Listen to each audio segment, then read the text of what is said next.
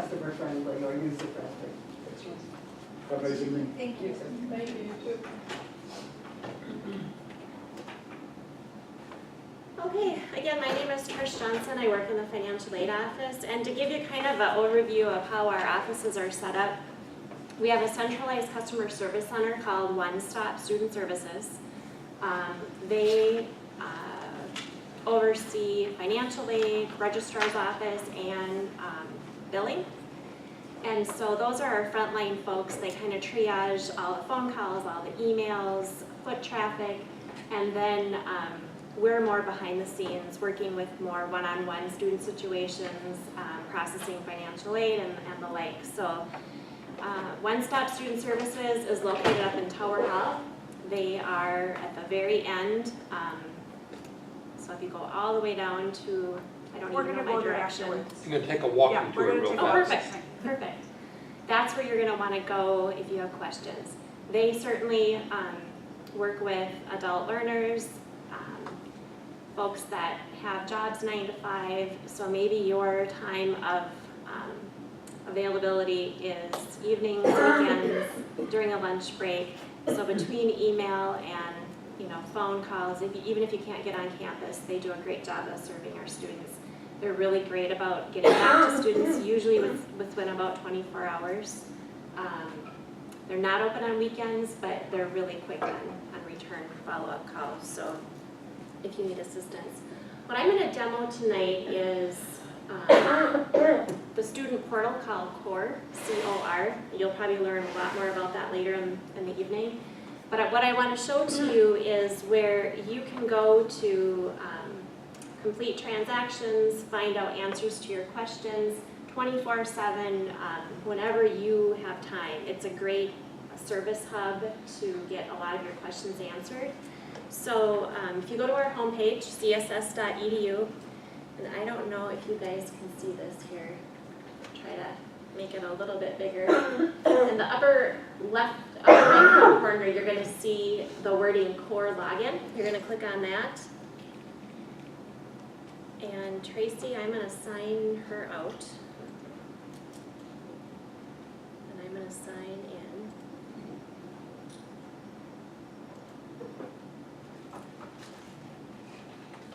Just so you can see a little bit about what that OneStop tab looks like and the different options that are out there for you.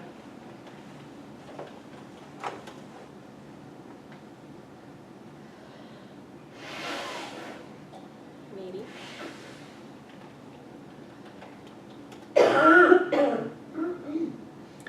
Okay, so depending upon your role at the college, you are going to have different tabs than what I'm going to have, right? But at the very top, you are always going to see a tab called OneStop. So if you click on that, what this is going to do is it's going to recognize you as a graduate student, and it's going to populate information that's specific to you, okay? I'm not going to go through each and every portlet, which is what we call them, little boxes on this page, but I want to at least highlight the main things that I think are going to be the most important, especially if you are going to be pursuing financial aid as a way of paying for tuition. So the first thing you're going to notice is kind of right in the middle here. Oh, this is hard to see, I'm really sorry. There's going to be a checklist, okay? And if there's one thing you take away from tonight, it's to go to CORE, click on OneStop, and go to that center checklist. If you do the items in the checklist, you're going to be set, okay? So if financial aid is something that you're looking to explore, if you need help paying for school, this is where you're going to go. The very first thing you're going to do is file the FAFSA, which is the free application for federal student aid. It's free. Keep that in mind. Be sure you follow this link and you don't go to the .com site. That site will charge a fee. So y'all are real smart people, and I have no doubt that you're going to be able to do this without the help of a consultant who's going to charge you $199 to do all the work for you. So first thing you need to do is file the FAFSA. If this is something that's just now on your radar, you've got plenty of time. It's not too late to still file a FAFSA if you need financial aid for fall, okay? So you're going to go to this site. And that very first item is to complete the FAFSA. The second thing we're going to have you do is fill out what we call a credit notification form, which is going to tell us how many credits, specifically how many credits you're taking each semester.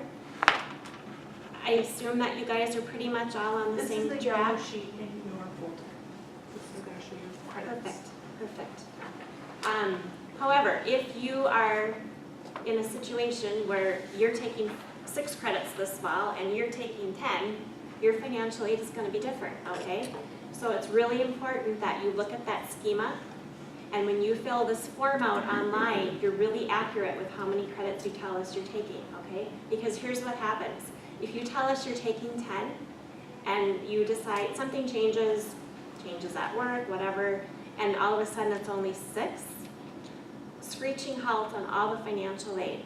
The loans won't pay, nothing will go through, it just kind of wreaks havoc because essentially there's a hole that goes on saying, oops, this person is probably going to get too much financial aid if we let it go through the way it is. So if that happens, and things do happen, people make mistakes, you look at the schema wrong, what have you, but if you find out that you are taking credits that are different from what you originally thought, be sure you let OneStop know, and they'll route that message to us so that we can tweak your financial aid so everything is good to go, okay? I have a quick question on that credit. Yeah. Notification, right? It asks for like fall, spring, and then the summer classes. Mhm. And then on this it says summer term 2. Is that next summer that we take those? So we need to put in 8 those credits credits? for Yeah. next summer. Okay. So when we package your financial aid, we're going to do it for what we call the whole academic year. Fall's the start, spring, and then summer's what we call the trailer term. Okay. So that'll be the last part of the academic year. If you file a FAFSA and you do the credit notification form, we are going to mail you an award letter that shows you what you qualify for. Now, unfortunately, as grad students, it's most likely going to be an unsubsidized Stafford loan, okay? Rates on that reset July 1st, and I think they're projected to go to like 4.86 or something like that. So, yeah, it's not too bad of an interest rate. It's the best federal loan that is out there. It's guaranteed, you don't need a cosigner, they don't do a credit check, so it's a pretty decent loan program. When you get your financial aid package, you're going to notice that it might be a little more than what you were expecting as far as the dollar amount. So when we package financial aid, we offer enough to cover tuition, we budget a little extra in for books if you need help with that, and we also factor in some money for living expenses, okay? Now, I'm the person who's going to tell you, don't borrow a loan if you don't have to. Borrow the minimum. Don't borrow, I'm always counseling students to borrow the minimum in terms of loans. That's just who I am. That's the kind of, I don't like that. So I always recommend that students borrow the minimum.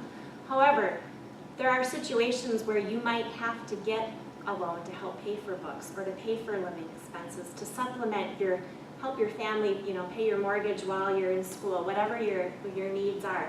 We will put together packages like that, okay? So then what happens is, and we'll talk about this in a few minutes, when your loan comes in, it's first going to pay off your tuition, right? And then let's say you borrowed $2,000 extra for this semester for you to use for personal reasons. You can make arrangements then with the school to get that money yours to manage then for the semester, okay? I want to touch a little bit on payment plans. So in a situation where you don't need financial aid, okay, but you would like information on a monthly payment plan, or maybe your employer is helping out with paying for some of the bill, you can work with OneStop to get on kind of a customized payment plan if you want to, not go down the loan road and you want to get on some kind of a monthly plan such that your bill is paid for either at the end of the semester. If you do a fall payment plan, that's going to be pretty much 5 months. I think the first one starts in August and then it ends in December. You always have to have your bill paid up for that semester before you can start the new semester in terms of the billing. That's how they work that. If you're receiving employer reimbursement, be sure you let our OneStop office know, okay? What they can do is they will defer your bill. In other words, they'll let that go unpaid until a set day, Sometimes it's 30 days after the term is over. Sometimes you have to provide your employer proof of a certain grade, right? And so you can make arrangements with OneStop that says, okay, after 30 days after the term is ended, my employer will either pay Scholastica or they'll pay you, and then you in turn would pay Scholastica. So you can work out plans like that, okay? We talked a little bit about the type of loans that you're going to be offered. Most of you, it's going to be the unsubsidized Stafford loan.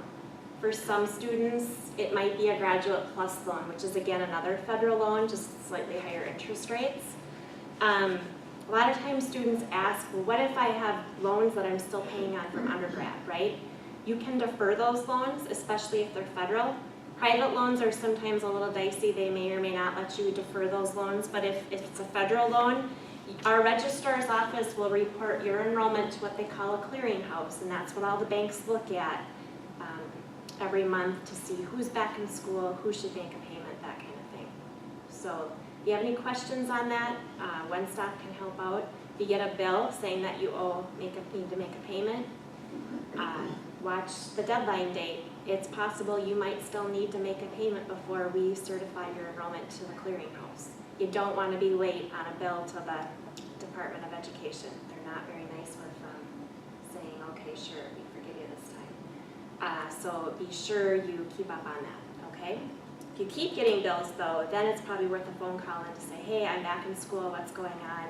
If you need us to manually write off something saying that you're back enrolled, we can do that, okay?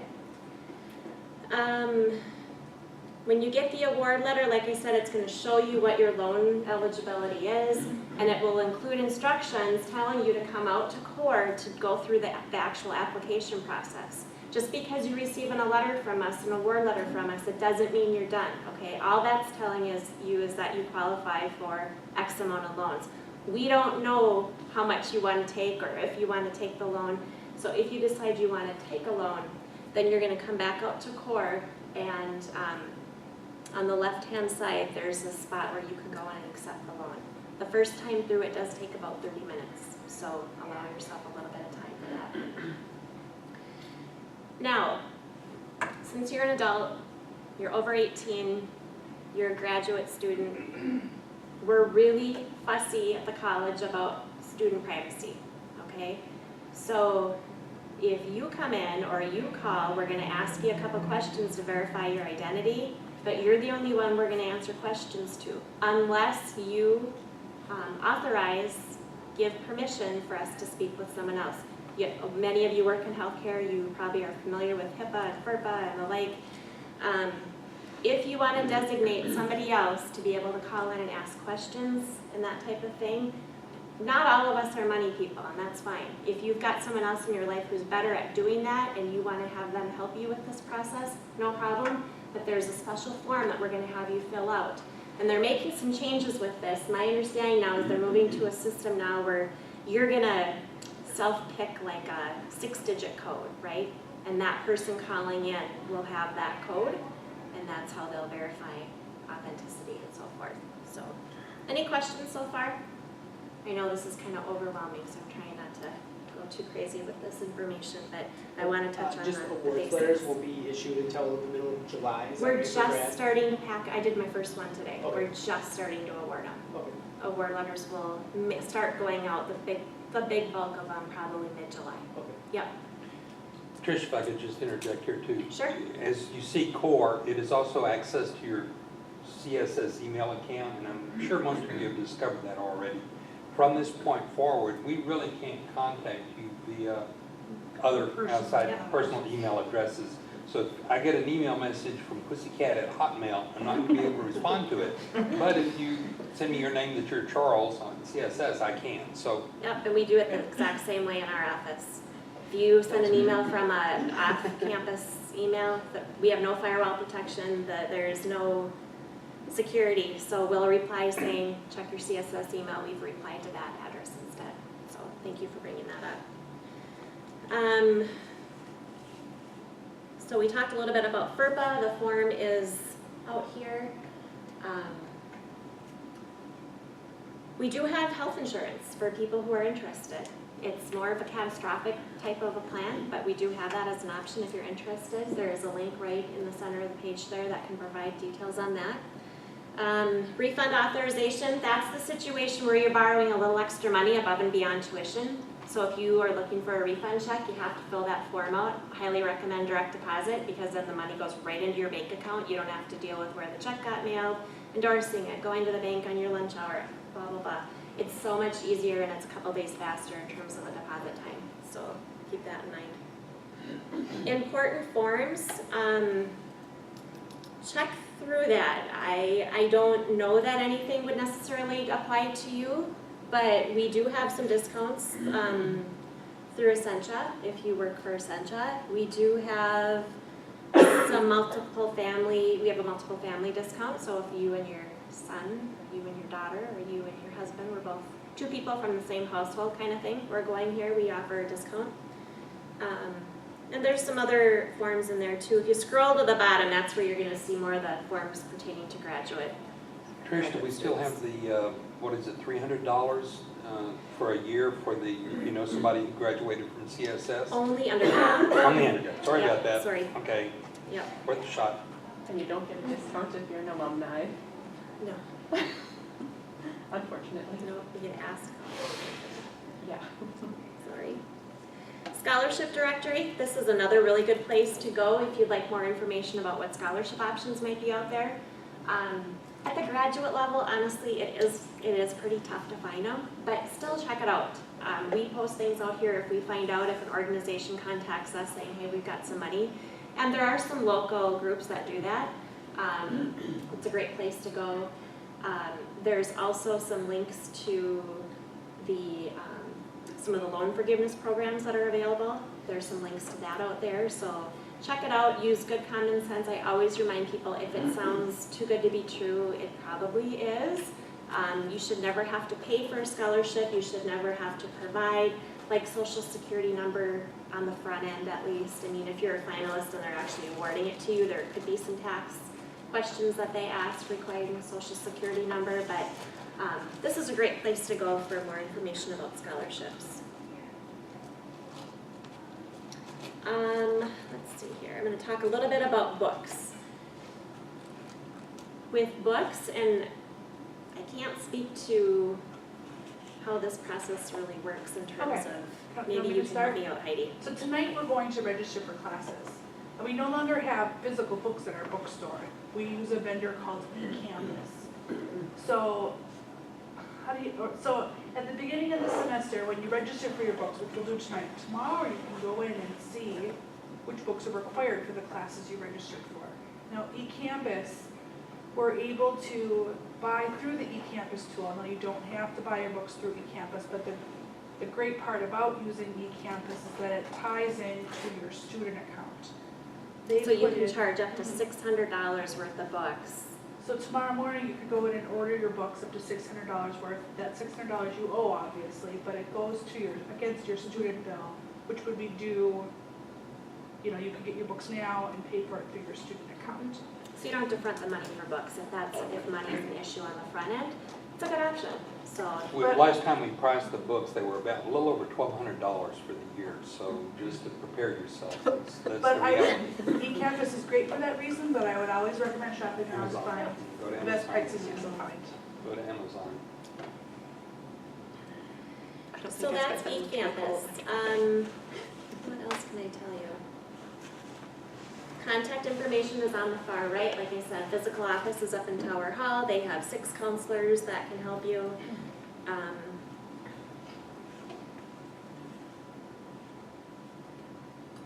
The OneStop page in core is awesome. I mean, I think every question you might possibly have can get answered on here. And if it doesn't make sense, just call us. Don't sit and fret about it. Just give us a call and we'll help you get through it. If you need to update your address, you can do it right on here. Updating address and phone numbers. One thing I wanted to quick touch on. The award letters get mailed out. I don't know, we're old school in our office and we just like to actually put them in an envelope and mail them to your physical mailing address. The bill, on the other hand, gets emailed to your CSS email account. So I know that's kind of confusing and it might not sound real consistent, but that's the way it is. So bills, depending upon if you guys get registered tonight, and it sounds like you're going to be, bills will go out, it's going to be the week of July 7th. It's right on the Yeah. big bold red on the front there. So a couple weeks. So check your CSS email account. That's where the bill is going to go, okay? And then just keep checking that. If you keep getting bills and you were expecting financial aid to come through, that type of thing, follow up with our office to make sure something's maybe not right or maybe something got missed, okay? Because we don't want you to have any kind of a finance charge or a late fee, that type of thing. So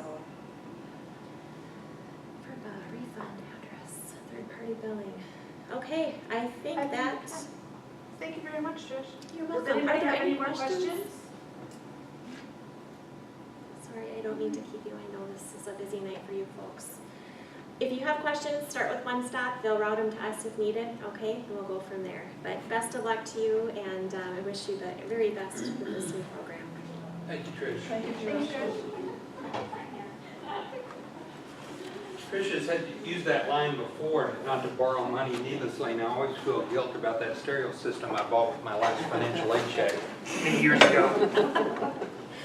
I went somewhere the other day, and they weren't even kidding. They had all gone to Cancun, or I think it was Costa Rica. On their Their last financial aid. financial aid. I'm like, you guys, $4,000 over 10 years, you're gonna pay like probably 4 times that amount when it's over and done with after the loan repayment period is over. So